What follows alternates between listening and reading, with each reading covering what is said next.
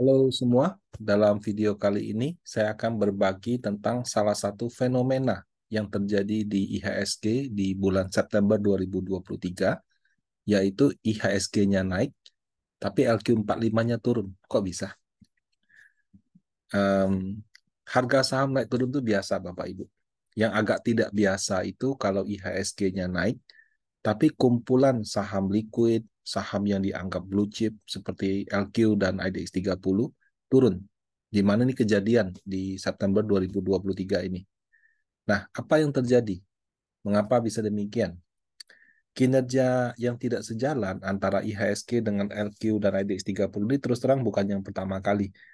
Ya, dan kalau Bapak Ibu jeli perhatikan pasar, nggak jarang-jarang juga sih. Eh, Kalau masih ingat di 2021 waktu itu saham teknologi lagi booming. Semua saham teknologi itu naik ya.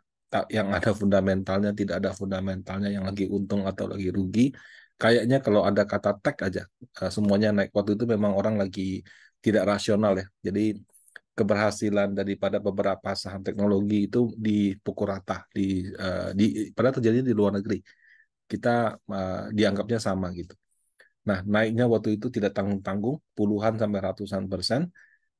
Tapi pada saat yang sama, LQ sama ADX 30 malah negatif. Gitu. Nah, 2022 juga sama. Jadi waktu dari booming teknologi pindah ke booming komoditi dan energi, bobot dua saham ini dalam LQ45 ADX 30 itu kecil. Plus waktu itu ada fast track Goto. Jadi Gotonya masuk di waktu yang nggak tepat. Waktu teknologinya booming, sudah reda di 2022, sudah pas mulai mau ini jatuh, pada saat itu dia masuk ke LQ45 ada X30. Nah, itu menyebabkan apa namanya perbedaan kinerja lagi. Kenapa? Karena pada saat dia masuk, tidak lama setelah itu lock up karyawan selesai. Lock up karyawan selesai, pada boleh jual, bukan cuma karyawan Bapak Ibu. Jadi pemegang saham lama yang sudah pegang Goto sebelum IPO itu memang dikunci 8 bulan. Jadi setelah boleh buka, nah ramai-ramai jual harganya jatuh. Jadi pas dia masuk itu tidak lama kemudian jatuh. Akibatnya kalau kita lihat 2021-2022, IHSG-nya itu di 2021 karena saham tech naik 10%, LQ dan IDX 30-nya minus. 2022 waktu energi komoditi lagi booming, ini LQ plus dikit, IDX 30 malah minus 1,8%. Jadi 2 tahun berturut-turut antara IHSG dengan saham blue chip liquid itu tidak sejalan gitu. Nah, kalau di 2023 kita lihat 1 bulan terakhir memang tidak sejalan juga. IHSG-nya ini per 13 September ya. Jadi IHSG-nya plus 0,81, ini minus 1. Untunglah year to date-nya mirip-mirip gitu. Nah, jadi mudah-mudahan di 2023 ini antara kinerja kedua indeks yang dijadikan acuan ini, kalau bisa jangan jauh-jauh lah kita. Nah, kalau nggak kan bingung. Kenapa sudah diseleksi malah kalah gitu. Jangan-jangan yang seleksinya nggak benar gitu. Bukan nggak benar sih, mungkin komposisinya, mungkin juga jumlah sahamnya dan lain-lain. Nah, eh, kalau kembali ke pertanyaan awal ya, 2021 kan saham teknologi, 2022 itu energi komoditi, plus bad timing di teknologi yang masuk. 2023 ini kenapa bulan September? Nah, kalau saya lihat memang ada beberapa faktor ya. Saham energi mulai naik, bobot di kedua indeks ini kecil, tapi yang paling berperan besar ini Aman Mineral Internasional atau AMMN. Ya. Aman Mineral ini IPO di bulan Juli 2023, nilainya 10,7 triliun, merupakan IPO terbesar di 2023. Dia cuma kalah sama Bukalapak. Bukalapak kan waktu itu 21T. Ya, ini 10T ini juga sudah mega IPO sih. Nah, kemudian betul dia IPO 10T cuma 10%. Tapi kalau ditambah dengan kepemilikan saham non pengendali, non utama ya, yang di bawah 5%, selain direksi dan komisaris itu 17%. Jadi kalau dia IPO 10,7T, 10%, berarti size-nya itu kan berarti 100T. 100T kemudian free float-nya 17%. 100T actually bukan angka yang besar-besar sekali, tapi besar. Ya. Nah, udah begitu sejak IPO harganya naik banyak Bapak Ibu. Jadi di September 2023 ini dengan harga dia IPO tuh harganya kalau nggak salah di eh, seribuan kalau nggak salah. Saya lupa berapa. Pokoknya sudah naik banyak sih. Nah, kemudian harga per September ini sudah di 5775. Kalau per akhir bulan Agustus itu masih di 4750. Nah, 4750 eh, itu dengan jumlah lembar sahamnya sudah 325 T. Jadi dia IPO nilainya 100 T, dalam waktu Juli sampai Agustus saja sudah naik 325 T. Nah, kalau per bulan apa? Per bulan September tadi harganya 5.700-an, berarti lebih tinggi lagi. Dengan 325 T ini dia sudah menyalip di posisi 6. Ya. Nomor satunya BCA, nomor duanya BRI, nomor tiganya Bayan, Bank Mandiri, Telkom, dan Aman nomor 6. Kalau tadi dengan harga 5.775 berarti dia sudah 425T. 425T ini berarti dia sudah menggeser Telkom. Jadi Aman Mineral ini menjadi perusahaan market cap terbesar kelima di Indonesia. Nah, kalau misalkan ya ada saham baru IPO kemudian naiknya sampai 200-300%. Udah begitu bobot free float-nya 17, ya 17 bukan angka yang besar tapi juga tidak kecil. Ya otomatis itu akan mengubah struktur daripada IHSG gitu. Nah, memang sih tadi saya bilang ada free float kan. Jadi sekarang kalau menghitung bobot itu nggak cuma market caps, tapi dikalikan dengan free float-nya atau disebut dengan, saya singkat dengan FFAMC. Free float adjusted market capitalization. Adjust dengan apa? Adjust dengan bobot maksimal, di mana IHSG sekarang 9%, IDX 30 LQ45 itu 15%. Nah, kalau kita tadi pakai market cap saja dia nomor 5 atau nomor 6 di Agustus, nomor 5 di September, kalau dengan FFAMC dia tuh nomor 10.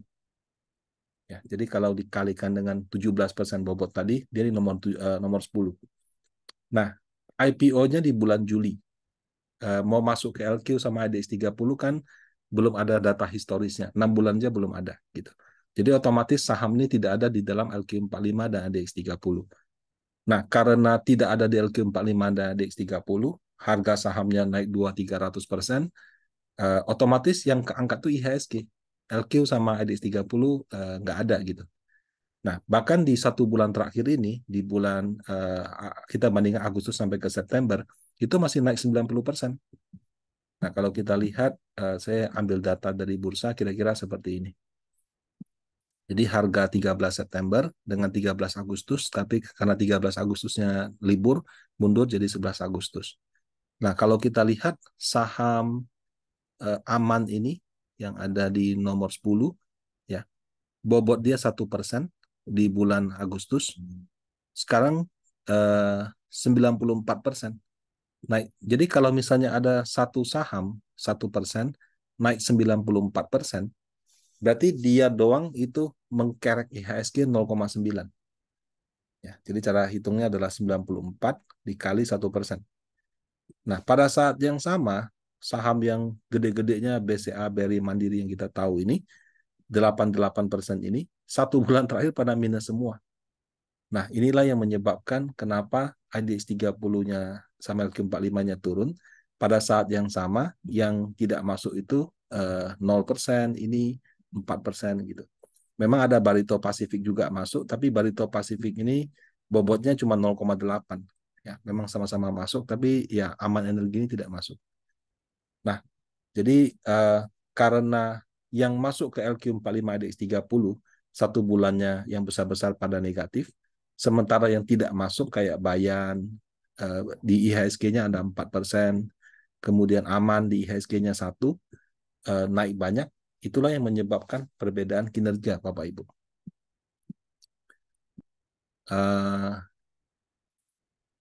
yang terakhir kali bikin antara IHSG sama LQ45 DX 30 beda itu adalah Goto. Ya. Cuma bedanya Goto waktu baru IPO dia naik tercermin di LQ45 di IHSG, LQ45 ADX 30 enggak. kemudian di fast track kan masuk ke IDX 30 LQ45. Nah, tapi setelah fast track ya tadi itu tidak lama kemudian di bulan Desember kalau nggak salah ketemulah dia punya apa masa lockupnya berakhir gitu. Jadi pas masuk nggak lama setelah itu malah jatuh. Nah, eh, apakah aman ini nanti akan fast track kayak Goto sehingga amit-amit nih ya 8 bulan setelah itu jatuh lagi. Terus terang I don't know. Bahkan saya juga tidak tahu apakah setelah 8 bulan akan jatuh atau tidak. Tapi ya kalau dia karena bukan saham teknologi, kayaknya sih kesempatan dia untuk fast track seperti Goto sih tidak ada. Ya. Nah, kemudian kalau kita kaji kembali ya, perubahan cara menghitung bobot IHSG dalam beberapa tahun terakhir ini menurut saya juga sedikit banyak berpengaruh ke kinerjanya. Jadi kalau dulu bobot satu saham dalam IHSG itu bisa 12, bahkan sebelumnya 15, sekarang turun jadi 9, itu ada plus minus. Plusnya reksadana itu dalam mau mencoba mengalahkan IHSG lebih gampang. Karena dulu misalnya kita dan IHSG sama. Dalam artian misalnya ada satu saham kita lihat itu bagus, di IHSG bobotnya 15. Reksadana cuma bisa 10, itu pun nggak bisa beli 10. Karena kalau 10 harganya naik, itu langsung besok kena aturan. Jadi kita beli 9. Nah, kalau sahamnya 9, sementara bobotnya 15, kita kan semakin ketinggalan untuk reksadana. Jadi bagi reksadana yang mau mencoba mengalahkan IHSG, perhitungan IHSG lebih fair. Uh, itu sisi plusnya. Sisi minusnya, katakan ada perusahaan yang bagus sekali, pengaruh dia terhadap IHSG itu akan semakin lama semakin kecil. Jadi semakin tersebar dan tidak dominan. Ya sebenarnya ini kalau mau dibilang bagus tidak bagus itu relatif sih. Ada yang melihat ini hal yang bagus, dalam artian di dalam indeks tidak ada yang terlalu mendominasi. Ada juga yang melihat mungkin tidak terlalu mencerminkan kinerja yang sebenarnya. Ya, tapi anyhow saya melihat ini lebih banyak positifnya. Nah, tadi sudah saya bahas ya. Jadi intinya perubahan cara hitung indeks menurut saya sih dalam konteks reksadana lebih bagus karena dalam upaya untuk mengalahkan IHSG menjadi lebih oke seperti itu. Nah, semua efek yang saya sebut di sini, kenapa yang saham aman yang menjadi saham AMMN yang menjadi penyebab perbedaan itu bukanlah rekomendasi buy, sell atau hold. Jadi lebih kepada supaya Bapak Ibu lebih memahami bagaimana cara perhitungan suatu indeks dan kenapa ada suatu indeks yang positif pada saat yang sama ada indeks lain yang negatif. Demikian video ini, semoga bermanfaat. Terima kasih.